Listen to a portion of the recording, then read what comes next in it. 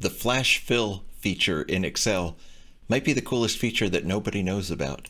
Take a look at this. So here I have a data set, and let's say I want to extract first names from this list of email addresses.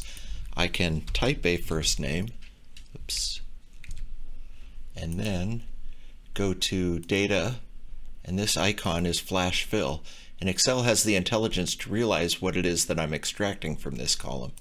I could similarly type in a last name here, and an alternate way to use it is to highlight that field or those cells, and Control E is the shortcut for Flash Fill.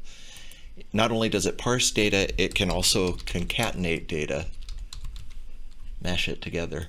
So for example, I can use the Control E shortcut after typing in the name in the format that I want, and it fills in the rest of the cells there. And it's another tool too for, let's see, formatting data. And what I mean by that is Excel, of course, has a phone number format, but let's say I don't like having parentheses in that.